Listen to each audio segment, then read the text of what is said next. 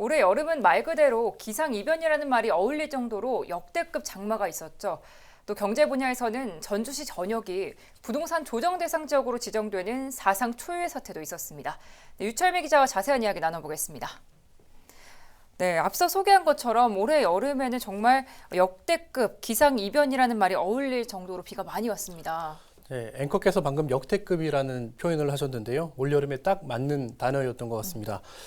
먼저 올여름은 기상관 측 통계가 시작된 1973년 이래 가장 많이 비가 온 해로 기록됐습니다.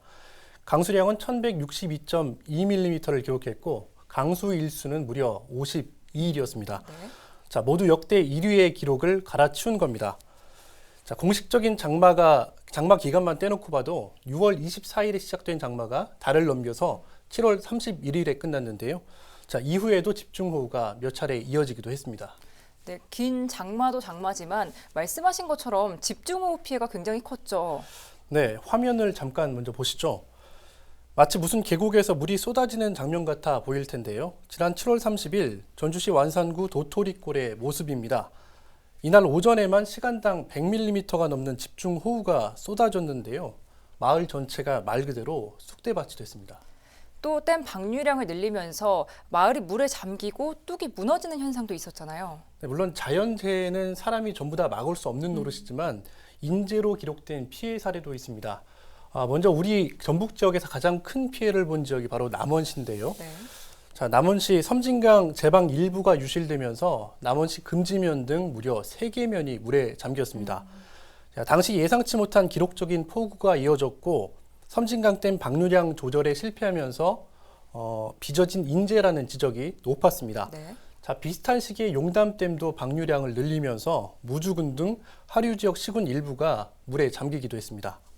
아무래도 군 지역 피해가 많다 보니까 이 농작물 피해가 굉장히 많았죠. 네, 그렇습니다. 논밭이 물에 잠기면서 농민들은 말 그대로 애써 키운 농작물들을 그냥 버려야 했는데요.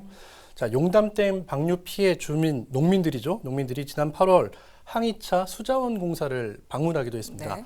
자, 당시 장면을 보면 농민들의 울분이 그대로 전달됩니다.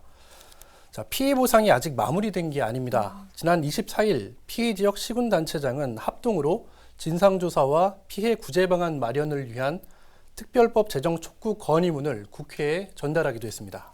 네, 피해를 받은 주민들 피해 보상이 뒤늦게라도 잘 이루어졌으면 좋겠네요.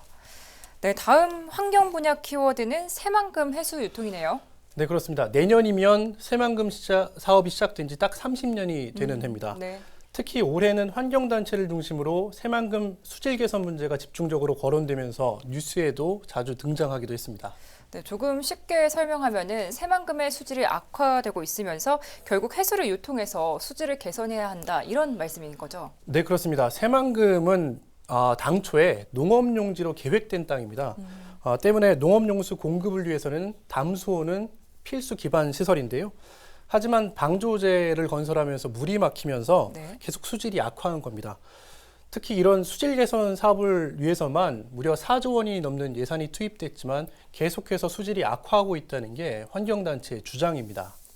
또 올 초까지만 해도 오래된 환경단체의 주장이었는데 변곡점이 있었잖아요. 네, 그렇습니다. 지난 9월이었습니다. 이원택 신영대 국회의원 두 분이 기자회견을 열고 새만금호의 수질 개선을 위해서는 해수 유통 외엔 근본적인 대안이 없다 이렇게 발표를 했습니다. 이거는 이제 환경단체의 주장에 꽤 힘이 실리는 내용이었는데요. 네. 당시 환경부가 새만금 수질 개선 사업과 관련한 종합평가 연구 용역을 실시 중이었습니다. 자, 두 의원이 관련 내용 일부를 입수해서 이같이 발표한 겁니다. 그런데 전라북도의 입장은 아직 시기상조다 이런 입장인 거죠. 네, 그렇습니다. 전라북도는 내부 개발이 목표에 아직까지 미치지 못한 상황에서 해수가 유통이 될 경우에 개발에 차질이 빚어질 수 있다 이런 입장인 겁니다. 자, 지난달 24일에는 이 새만금 해수 유통의 결정 권한에 있는 새만금위원회 24차 회의가 우리 지역 군산에서 열렸습니다. 자, 당시에는 결론을 내리지 못했고 대신 배수관문을 확대 개방해서 수질 개선 여부를 지켜보자고 제안했는데요. 자, 해수 유통 결정 여부는 내년 초쯤이나 가닥이 잡힐 것으로 보입니다. 그러면 내년에도 계속 이어서 잘 살펴봐야겠네요. 네, 그렇습니다. 네, 경제 분야에서도 한번 살펴보겠습니다. 전주시의 아파트 이슈 들고 오셨거든요. 네, 그렇습니다. 지난 18일이죠. 정부가 36개, 전국 36개 지역을 부동산 조정 대상 지역으로 지정했습니다. 그런데 이 36개 지역에 전주가 전라북도 지자체 가운데서는 처음으로 포함이 되면서 네. 논란이 이어지고 있는데요.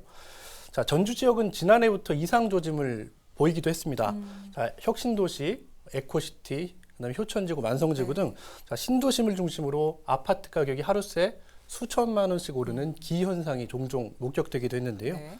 자, 최근에는 에코시티의 한 아파트 가격이 불과 몇 달 새 4억 원가량이 오르면서 각종 커뮤니티에서도 논란이 되기도 했습니다.